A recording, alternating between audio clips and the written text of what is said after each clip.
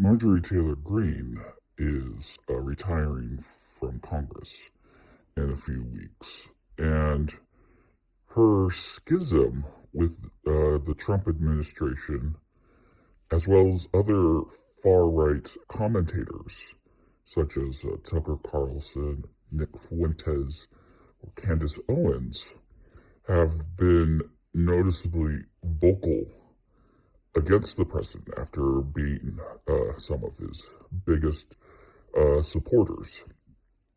It's a fascinating change, but the roots of the disagreements, not just with these four people who collectively have different beliefs and wouldn't necessarily consider themselves all on the same team, they have all gained prominence recently because they've been huge Trump supporters, these past 10 years. They have also been very vocally anti-Israel and pro-releasing the Jeffrey Epstein files, especially when both issues have been two big stories here in the year 2025. Now, these people are not allies of the left.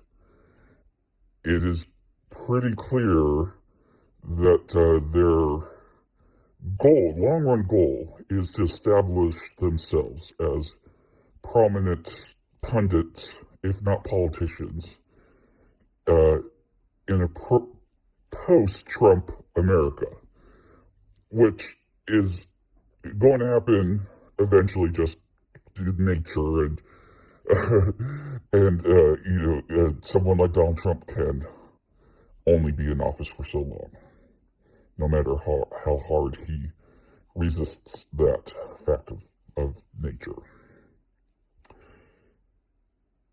Now, Trump's approval ratings have been going down for pretty much all of his current term, and there's certainly a lot going on that has a lot of the far right concerned, mainly the looming threat of the 2026 midterms being lost to the Democrats. Not necessarily because of anything the Democratic Party is doing, but just Trump fatigue and fatigue of bad economics and bad foreign policy and bad everything that this administration is doing. A lot of Trump supporters like ICE becoming the new Gestapo and even starting wars in Venezuela and bombing people in Iran and Gaza and wherever. But it's not what really got them hyped up to vote for him in this past election. And there are a lot of similarities between the malaise among the far right now, with not only the malaise of the Republican Party leading up to George W. Bush's second term, leading up to his very obvious midterm loss in 2006, but also, almost exactly 8 years ago, a very real, although bizarre, malaise in 2017 that launched what is called QAnon.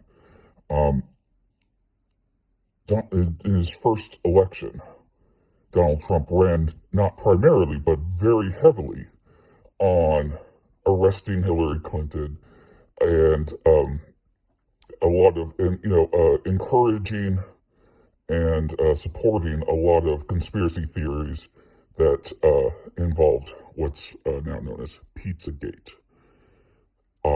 However, while a lot of his supporters really got jazzed up about it, Trump himself immediately dropped that whole thing like a stone the minute he got elected the first time. And 2017 was not a good year for anyone looking for the fall of the deep state, quote unquote, and various other black hats, crazy things conspiracy people say, and, getting everything fixed the way they thought Trump would. Of course, then as of now, there are plenty of propagandists and pundits who will lie with, back up every crazy thing Trump says and just claim, oh, everything is being fixed, everything is, but, complete and utter aversion to reality. But there were a lot of conspiracy people that really wanted Trump to actually do stuff he campaigned on. So QAnon was a grift, fake, from the very start. It's just some guy in the internet. I mean, the moniker changed hands so many times. It is hard to pin down what exactly it was. It is really just a mass form of hysteria and delusion, more than anything else. But some person on the internet claimed to be some kind of government insider and made waves back in 2017 claiming that Hillary Clinton was about to get arrested. Spoiler alert, she didn't. And to make up for that obvious thing that never happened, people who follow QAnon started making up, as you can imagine, crazy and far-fetched excuses and coping mechanisms why that didn't happen, and then, ran with other things that were about to happen or sure to happen, so that Trump would become the savior that they all believed him to be. Again, like some kind of crazy cult. And became just from that initial prediction, it became a weird, cryptic, what's the word? Just one of those internet,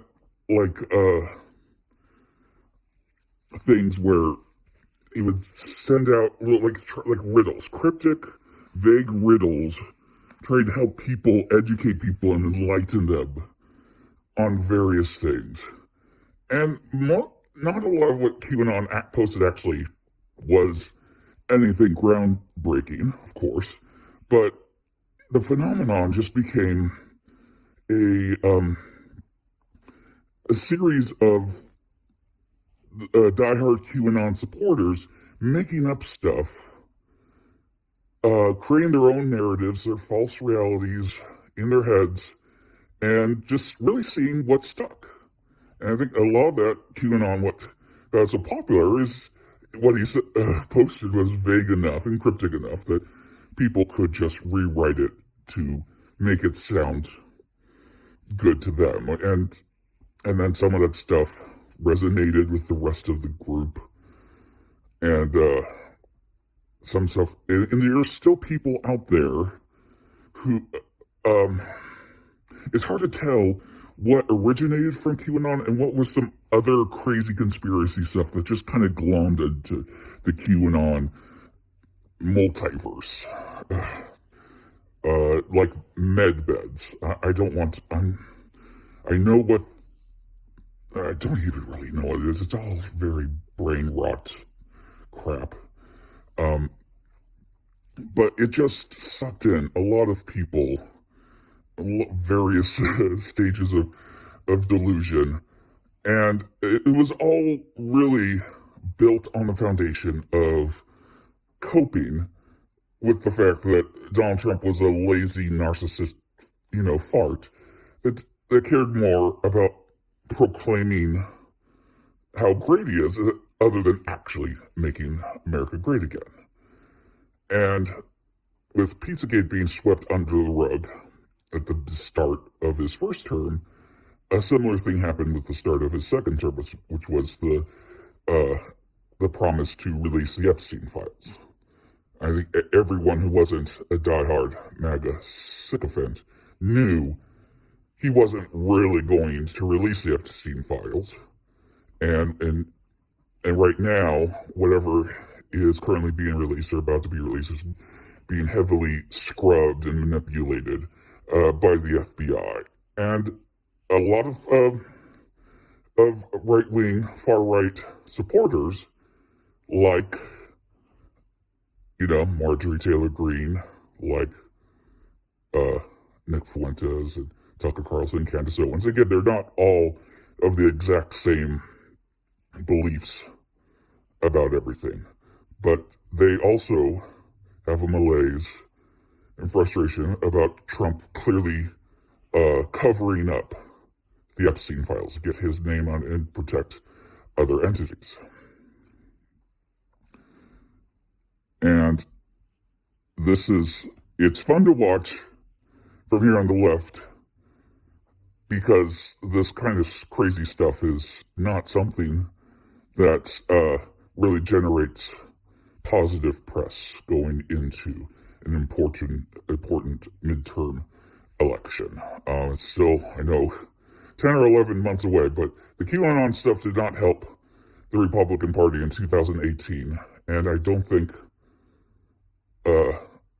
anything similar to that now is going to help. And I think that's why you have these far-right creators, instead of trying to create a QAnon 2.0,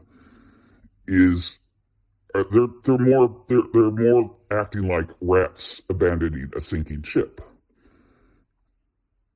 They know that to get online attention, clout, money, whatever, just following Trump blindly and parroting the crazy things he says is not going to help their reputation. They're not going to be able to claw it to the top. You have to think about right-wing media. They're not really all on the same team. They're all competitors with each other. Fox News is going to be where it's at because their audience is mostly elderly people who don't do much on the internet. And other stations like them are not real threats to their viewership numbers. But when it comes to online pundits and people looking to get attention, it's a real dog-eat-dog world there. And for somebody to get attention, they have to stand out. So you're seeing right now stalwarts like Ben Shapiro and Tim Pool and a bunch of other middling pundits not really, they're not making the same impressions they once did. They're not getting the same numbers of views, and this is an opportunity for contrarians, grifters, or again people who feel not sufficiently supported by the current administration to go out on their own and get a new audience. And really, they are putting themselves in position to be the next wave of prominent right-wing media when Trump becomes a lame duck and they need something else to rile up their base about. So it's not an environment that is designed for teamwork. And these people want fascism. They just want it more in line with their own goals. And I think one common denominator that these four prominent semi-anti-Trump right-wingers is a disdain for Israel. Now, I'm not thrilled with the Israeli government because they are committing ethnic cleansing in Gaza. I don't think these people hate Israel for necessarily that reason.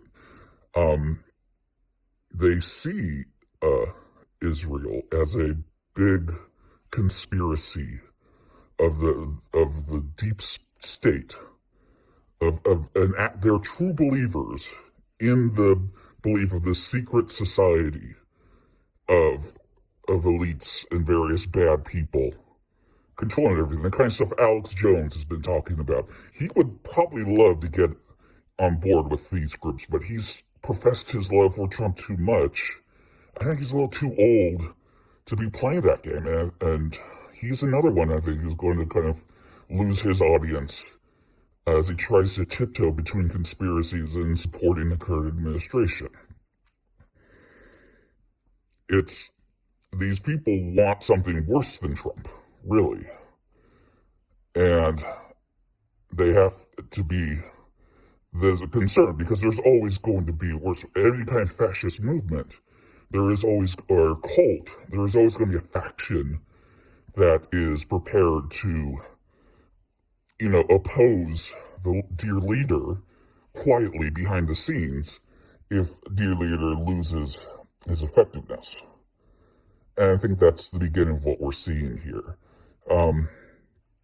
It's hard to say. I think Marjorie Taylor Greene just didn't want to deal with a re-election campaign and just wanted to get her pension and get out of town.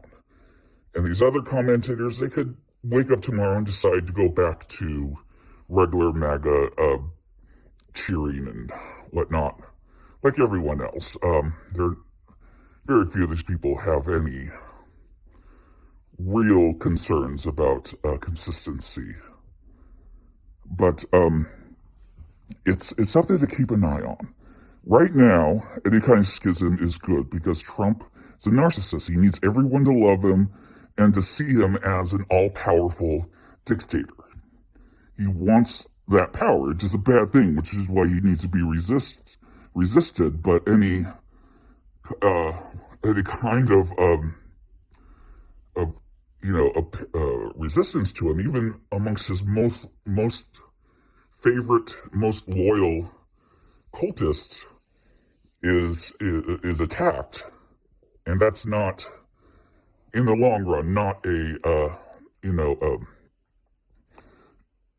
something that's sustainable, because you'll get more and more acolytes that will start to resist, and not for the betterment of America, but just to, again, get their feet in the water, as put themselves in standing for what comes next.